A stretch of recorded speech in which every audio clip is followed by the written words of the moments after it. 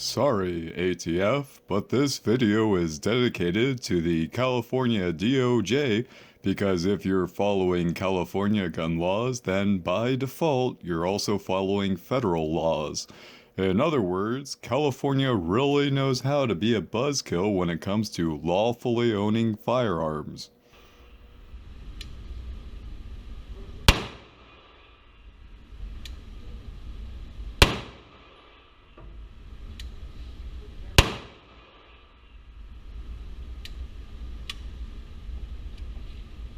Hey, what's up YouTube? Man, it's been a while since I've made a gun video, but man, it feels good to kind of be back at it. I think it's been about a year since the last one.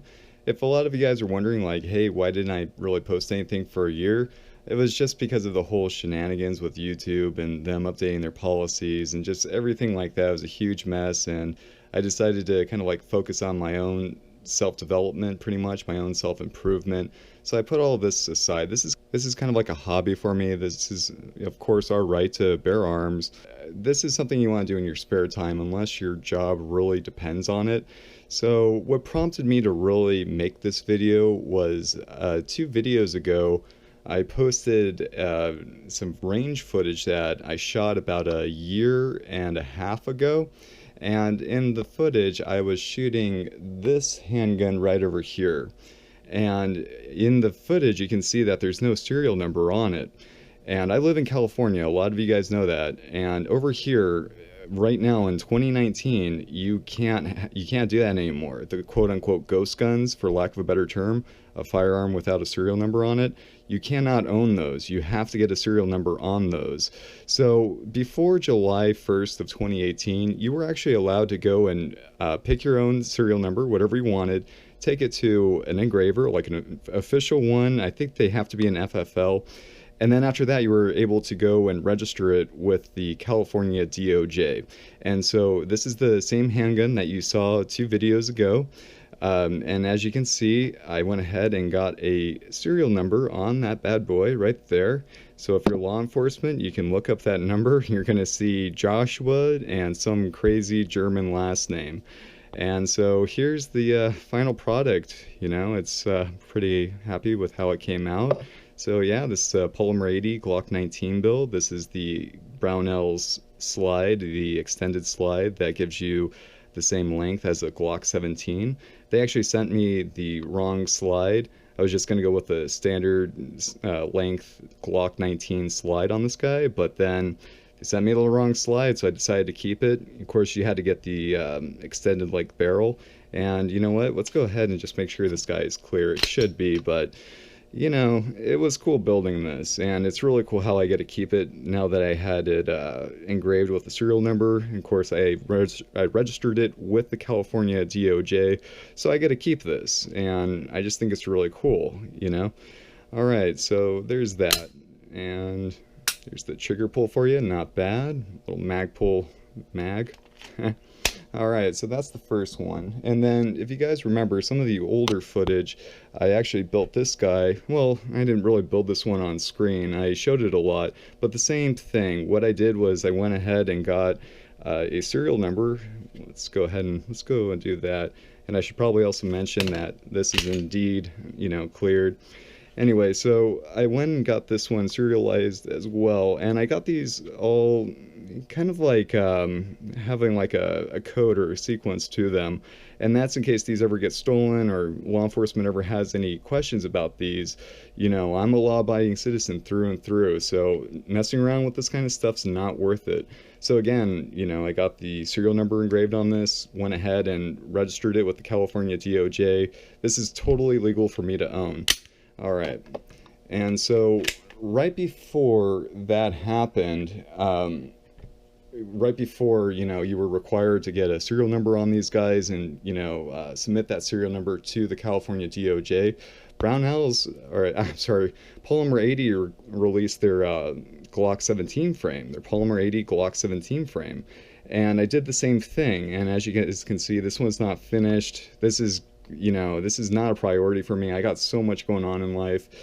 Building this is kind of like, just kind of, on the back burner for right now. But as you can see, I also got this serial number right over here. And I decided to kind of go with a more serial, I'm sorry, a more serious side for the serial number, or something more serious for my serial numbers. There we go. I was thinking about doing something really funny, on there, and I'll probably just go ahead and throw it on the screen right now. But then I decided, hey, since this is a legal issue and, if I ever need to like prove myself in court, I don't want any kind of like funny business with them. This stuff is very serious. You do not want to go to jail or prison for any of this. All right, so, I went ahead. I had three Polymer 80 handguns, two Glock 19s, one Glock 17. I got them serialized, registered with the California DOJ. So these are registered in my name. I own them. Everything's good. I made it before the July 1st, 2018 deadline because now I believe what you have to do is you have to apply for a serial number first, then get it engraved on the firearm before you can start building it. There might be some other stipulations, but that's the state law. It's very long, convoluted. I don't agree with it, but just because I don't agree with it doesn't mean I'm not going to follow it, if that makes sense. Like, I'm a law-abiding citizen through and through. Like, I never want to go to jail. It's just not worth it. Anyway, so, the handguns are all squared away. Now, when it came to my AR-15, this is a BCM upper and lower. So, very nice quality. I love this. This is my end of the world rifle right over here. In case, it's like, yeah, apocalypse. But yeah, this is one of my prides and joys right over here. I love this rifle to death. But when I first got this, this actually had the bullet button on this. And if you guys are familiar with California law, the bullet button was created to kind of like circumvent the quote unquote assault weapons ban. And what all it did was just say, hey, you can't have a readily detachable magazine and have all these crazy evil features. So they came up with this idea of you take literally a bullet or some kind of external tool to drop the mag. And as you guys can see, because this is now configured as a featureless rifle, I don't need the bullet button anymore. It's amazing. Check this out. And this is just a standard, Colt AR-15 mag. I think this is a 9-rounder. Of course, nothing above 10 rounds in California. Something got to live with. So right before all those laws kicked in, you could have a bullet button not register as an assault weapon. And during that time, I was just running it kind of like as a standard AR-15. Here was the pistol grip. Here's this thing that goes up and down. I'm just playing with you. The telescoping stock, I had one of these on there. Of course, had to get rid of that. Illegal. I had a forward pistol grip on there. Again, completely illegal. And then when you look at the other things I had to replace, I know I just mentioned the standard mag release, but then the other thing is the A2 birdcage, the flash hider. Completely illegal. That makes it an assault weapon again. So I just went with a Yankee Machine, I believe, or Yankee Hill muzzle brake, and on the website it specifically says this is not a flash hider. So this is, again, California compliant.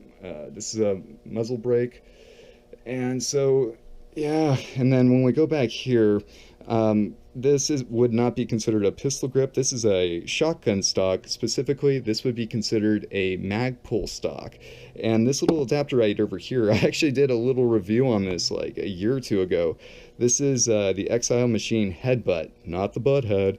And so, yeah, because this, has the grip kind of angled down like this, it's not protruding conspicuously below the the trigger right over here. That's how I'm able to kind of run it like this as a featureless rifle. And then I just have I think this is a Thorson, just a chin rest up top here. Again, I just don't like my cheek hitting the cold hard steel of the buffer tube. And yeah, just some Magpul sights up top here, rear sight I should say, metal. Yeah, this is my shit hits the fan rifle. I love this thing. Yeah. Alright guys, well, I don't want to keep rambling on and on and on. I could talk about this stuff all day long. Oh, and before I forget, if you owned a bullet button rifle and you didn't register it yet as an assault weapon, again, I didn't do that because I don't want an assault weapon registered in my name, because I don't know how I could transfer that out if I needed to, or what that would entail, or if that could come back and bite me in the ass later.